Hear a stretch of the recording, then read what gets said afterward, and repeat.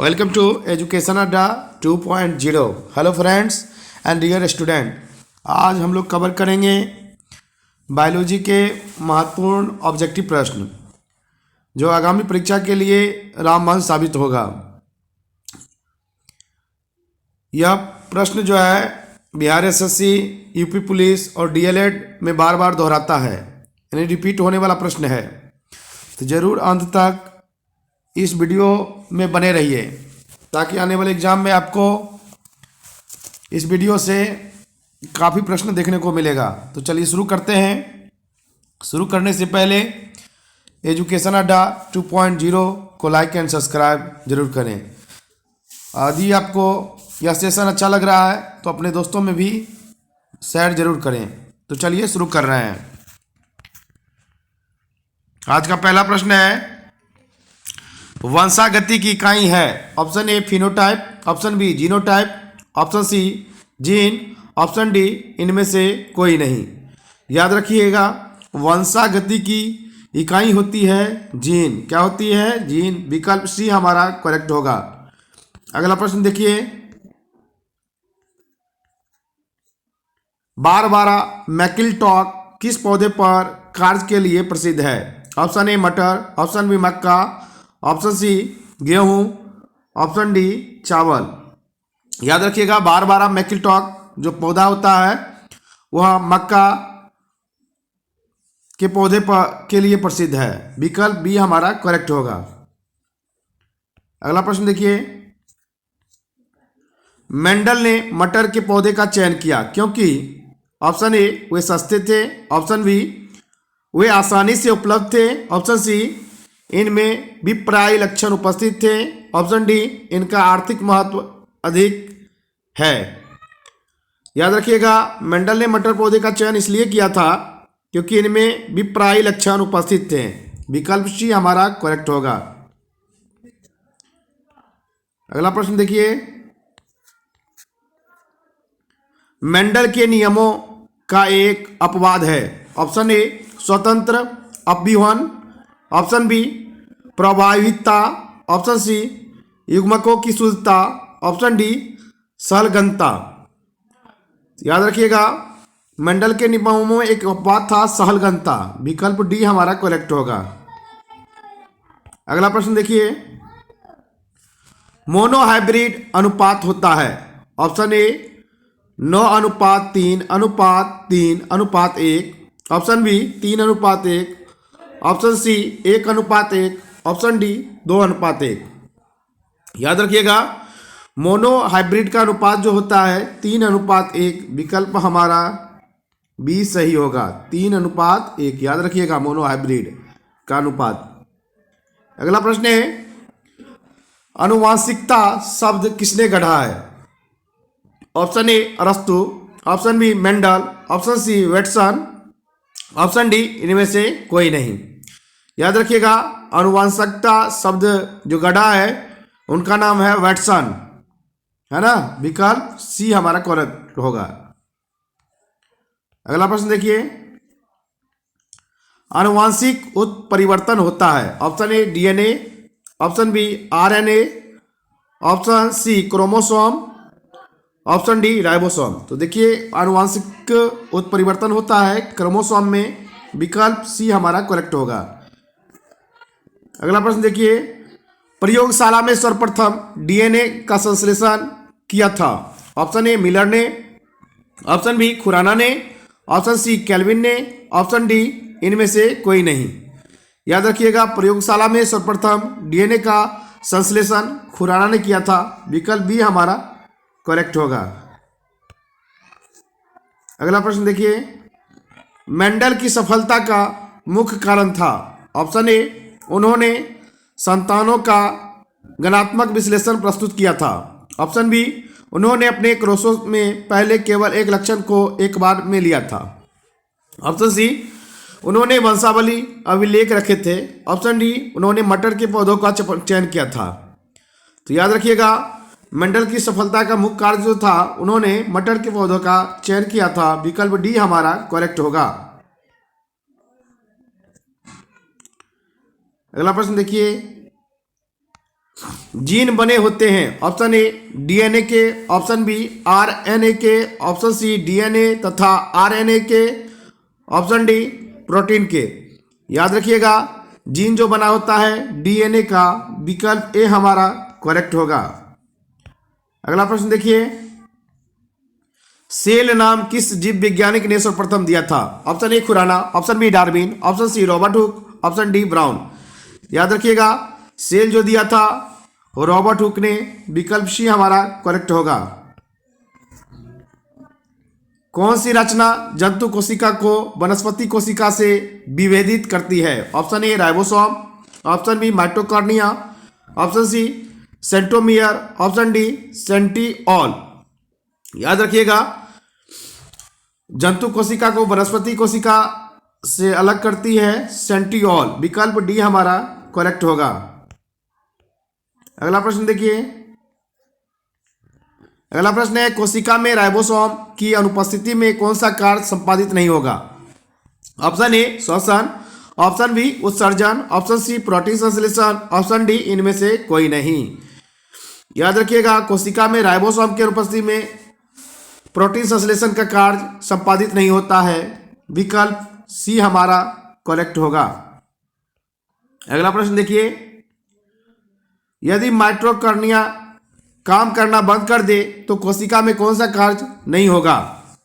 ठीक है, यदि माइटोकॉन्ड्रिया काम करना बंद कर दे तो कोशिका में कौन सा कार्य नहीं होगा? ऑप्शन ए भोजन का अवकरण, ऑप्शन बी भोजन का ऑक्सीकरण, ऑप्शन सी भोजन का पाचन, ऑप्शन डी भोजन का अवशोषण। याद रखिएगा, माइटोकॉन्ड्रिया अगर काम करना बंद कर देता है तो भोजन का ऑक्सीकरण नहीं होगा, विकल्प बी हमारा करेक्ट होगा। अगला प्रश्न देखिए, कोशिका का ऊर्जागृह किसे कहा जाता है? ऑप्शन ए गोल्जी काय, option B nucleus, option C mitochondria, option D ribosome. याद रखिएगा, कोशिका का ऊर्जागृह या पावर हाउस माइटोकॉन्ड्रिया को कहते हैं, विकल्प सी हमारा करेक्ट होगा। अगला प्रश्न देखिए, निम्नलिखित में से कौन सबसे बड़ा कोशिका अंग है? ऑप्शन ए गुणसूत्र, option B mitochondria, option C plastid, option D Golgi काय। याद रखिएगा, सबसे बड़ा कोशिका अंग जो होता है प्लास्टिड, विकल्प सी हमारा करेक्ट होगा। अगला प्रश्न देखिए, कोशिका में प्रोटीन संश्लेषण कहाँ होता है? ऑप्शन ए गोल्गी काय, option B ribosome, option C mitochondria, option D centriole. याद रखिएगा, कोशिका में प्रोटीन संश्लेषण राइबोसोम में होता है, विकल्प बी हमारा करेक्ट होगा। अगला प्रश्न देखिए, पादप कोशिकाओं का सबसे बाहरी आवरण कहलाता है? ऑप्शन ए कोशिका झिल्ली, ऑप्शन बी कोशिका भित्ति, option C tonoplast, option D अंतःप्रदवयी जलिका। याद रखिएगा, पादप कोशिका का सबसे बाहरी जो आवरण होता है वह कोशिका भित्ति होता है, विकल्प बी हमारा करेक्ट होगा। अगला प्रश्न देखिए, माइटोकॉन्ड्रिया की खोज किसने की? माइटोकॉन्ड्रिया की खोज किसने की? Option A Altmann, option B de Duve, option C Palade, option D T Boveri. याद रखिएगा, माइटोकॉन्ड्रिया की खोज किया था आल्टमैन, विकल्प ए हमारा करेक्ट होगा। अगला प्रश्न देखिए, 80% से अधिक सेल में पाया जाने वाला पदार्थ है? Option A protein, option B चर्बी, ऑप्शन सी खनिज, ऑप्शन डी जल। 80% से अधिक सेल में पाए जाने वाला पदार्थ जो होता है वह जल होता है, विकल्प डी हमारा करेक्ट होगा साथियों। अगला प्रश्न देखिए, अगला प्रश्न है, निम्नलिखित में से कौन सा कोशिका अंगक मुख्य रूप से पाचक एंजाइमों के संग्रहकार की तरह कार्य करती है? Option A desmosome, option B ribosome, option C धानी, ऑप्शन डी लाइसोसोम। याद रखिएगा, लाइसोसोम जो होता है पाचक एंजाइमों की संग्रहकार की तरह कार्य करता है, विकल्प डी हमारा करेक्ट होगा। अगला प्रश्न देखिए, गोल्जी काय का प्रमुख कार्य है? गोल्जी काय का प्रमुख कार्य है? ऑप्शन ए श्वसन, ऑप्शन बी कोशिका विभाजन शुरू करना, ऑप्शन सी पाचक रस उत्पन्न करना, ऑप्शन डी स्रावी। याद रखिएगा, गोल्जी काय का कार्य होता है स्रावी। विकल्प डी हमारा करेक्ट होगा। अगला प्रश्न देखिए, कोशिका का रसोई घर किसे कहा जाता है? Option A leucoplast, option B chromoplast, option C रिक्तिका, ऑप्शन डी क्लोरोप्लास्ट। याद रखिएगा, कोशिका का रसोई गृह घर जो कहलाता है वह क्लोरोप्लास्ट। विकल्प डी हमारा करेक्ट होगा। अगला प्रश्न देखिए, निम्नलिखित में से कौन सा कार्य चिकने अंतःप्रदवयी जलिका द्वारा संपन्न नहीं होता है? ऑप्शन ए द्रवों का अभिगमन, ऑप्शन बी प्रोटीन का संश्लेषण, ऑप्शन सी लिपिड का संश्लेषण, ऑप्शन डी स्टेरॉयड हार्मोन का संश्लेषण। याद रखिएगा, अंतःप्रदवयी जलिका द्वारा जो संपन्न कार्य नहीं होगा वह प्रोटीन का संश्लेषण नहीं होगा। विकल्प बी हमारा करेक्ट होगा। अगला प्रश्न देखिए, कोशिका को एक निश्चित रूप प्रदान करती है? ऑप्शन ए कोशिका झिल्ली, ऑप्शन बी कोशिका भित्ति, ऑप्शन सी केंद्रिका और ऑप्शन डी गोल्जी काय। याद रखिएगा, कोशिका भित्ति जो है एक निश्चित रूप प्रदान नहीं करती है। विकल्प भी हमारा करेक्ट होगा। अगला प्रश्न देखिए, कोशिका दर में उपस्थित महीन, शाखित, झिल्लीदार और अनियमित नलिकाओं का घना जाल कहलाता है?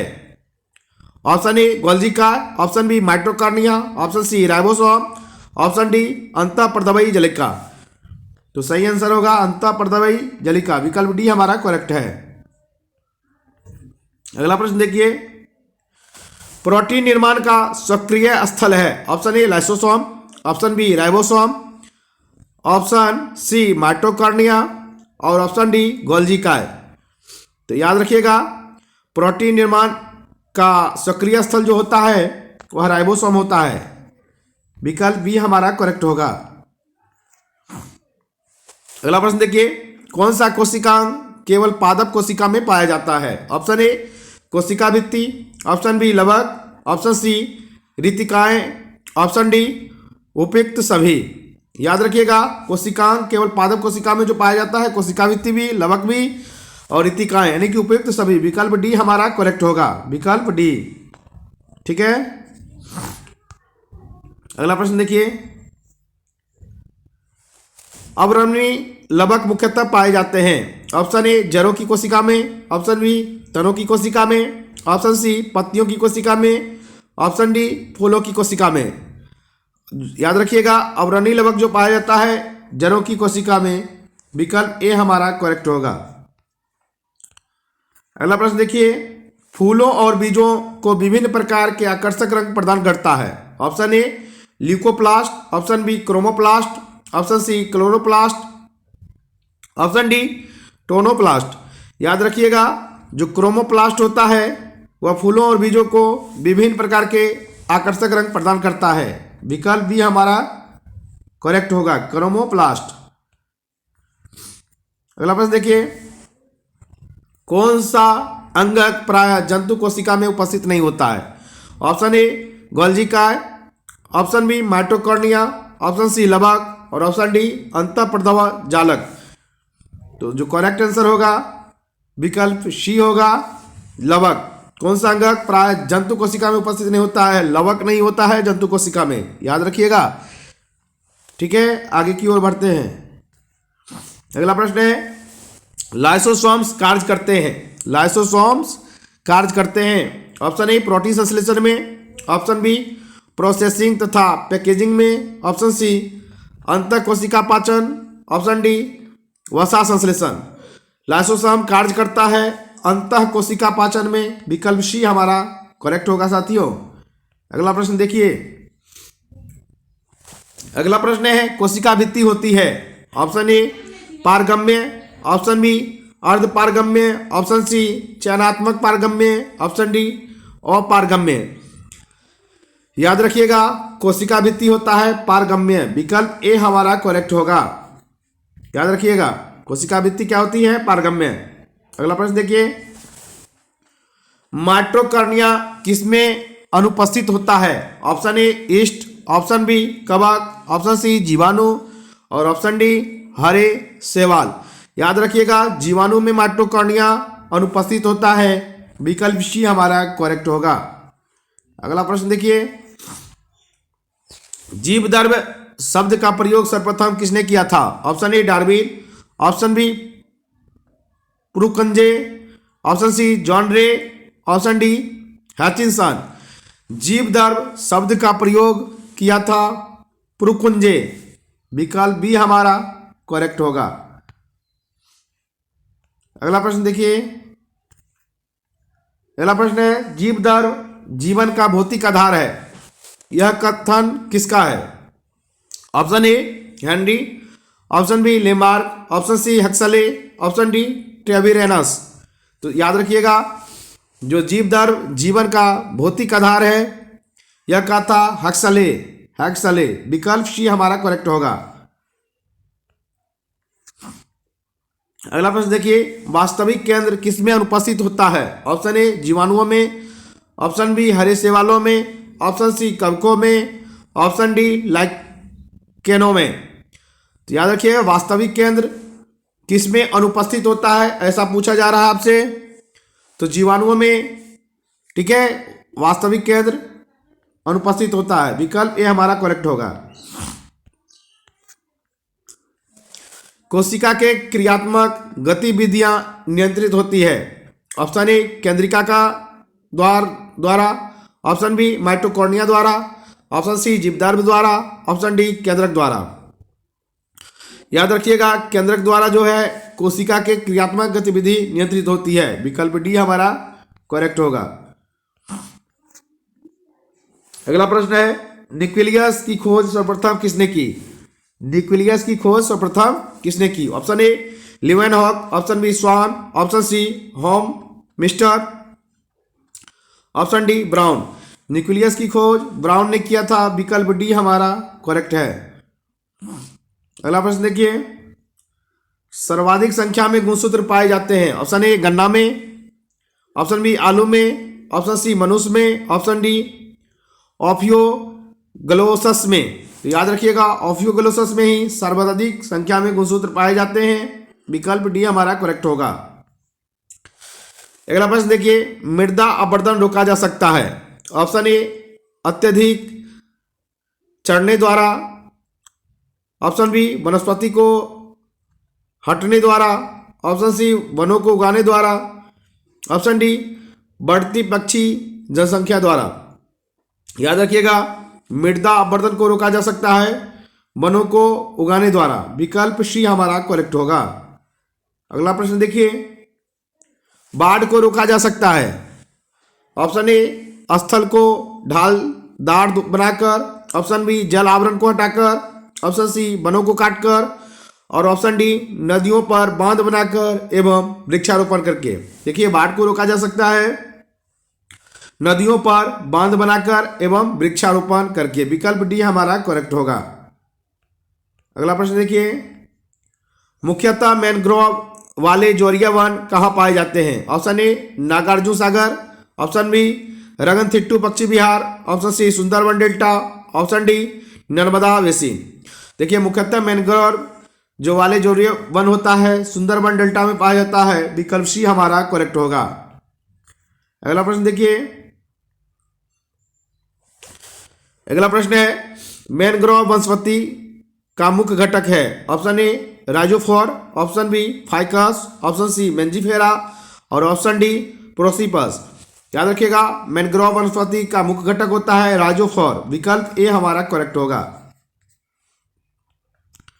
अगला प्रश्न देखिए, समुद्र के किनारे की वनस्पति कहलाती है। ऑप्शन ए लवणोभिद वनस्पति, ऑप्शन बी समोद्भिद वनस्पति, ऑप्शन डी जलोभिद वनस्पति, ऑप्शन डी मरुद्भिद वनस्पति। याद रखिएगा, समुद्र के किनारे जो वनस्पति होता है उसको लवणोभिद वनस्पति कहते हैं। विकल्प ए हमारा करेक्ट होगा। अगला प्रश्न देखिए, यदि संसार के सभी पौधे मर जाते हैं तो किसकी कमी के कारण संसार के सभी जीव मर जाएंगे? Option A oxygen, option B कास्ट, ऑप्शन सी ठंडी वायु, ऑप्शन डी भोजन। तो याद रखिएगा ऑक्सीजन की कमी के कारण ही सभी जीव मर जाएंगे। विकल्प ए हमारा करेक्ट होगा। अगला प्रश्न देखिए, अधिपादप वैसे स्थानों पर पाए जाते हैं जहां पर ऑप्शन ए ऑक्सीजन का सांद्रण उच्च होता है, ऑप्शन बी तापमान काफी कम होता है, ऑप्शन सी वर्षा पूरे वर्ष होती है, ऑप्शन डी वर्षा मौसम के अनुसार होती है। याद रखिएगा अधिपादप वैसे स्थानों में पाया जाएगा जहां वर्षा पूरे वर्ष होती है। विकल्प सी हमारा करेक्ट होगा। अगला प्रश्न देखिए, संसार का सबसे बड़ा परितंत्र है, संसार का सबसे बड़ा परितंत्र है। ऑप्शन ए घास स्थल, ऑप्शन बी भरी झीलें, ऑप्शन सी सागर और ऑप्शन डी वन। याद रखिएगा संसार का सबसे बड़ा परितंत्र होता है सागर। विकल्प सी हमारा करेक्ट होगा। देखिए, जब हम बकरी का मांस खाते हैं तब हम ऑप्शन ए प्राथमिक उपभोक्ता हैं, ऑप्शन बी द्वितीयक उपभोक्ता हैं, ऑप्शन सी तृतीयक उपभोक्ता हैं, ऑप्शन डी इनमें से कोई नहीं। याद रखिएगा जब हम बकरी का मांस खाते हैं तब हम द्वितीयक उपभोक्ता कहलाएंगे। विकल्प बी हमारा करेक्ट होगा। पर्यावरण के अजैव अवयव का उदाहरण है, ऑप्शन ए वनस्पति, ऑप्शन बी जानवर, ऑप्शन सी वायु और ऑप्शन डी सभी। याद रखिएगा पर्यावरण का अजैव अवयव का जो उदाहरण है दिए गए विकल्प के अनुसार वायु है। विकल्प सी हमारा करेक्ट होगा। साथियों अभी हमने 50 महत्वपूर्ण ऑब्जेक्टिव प्रश्न को कवर कर लिया है। ठीक है, फिर ऐसे ही महत्वपूर्ण प्रश्न अगले सीरीज में लेकर आएंगे। Thanks for connecting education Adda 2.0 YouTube channel. साथियों यदि आपको यह सेशन अच्छा लग रहा है तो हमारे चैनल को लाइक एंड सब्सक्राइब जरूर करें तथा अपने साथियों में भी शेयर जरूर करें। तब तक के लिए इतना ही। जय हिंद, जय भारत, जय बिहार।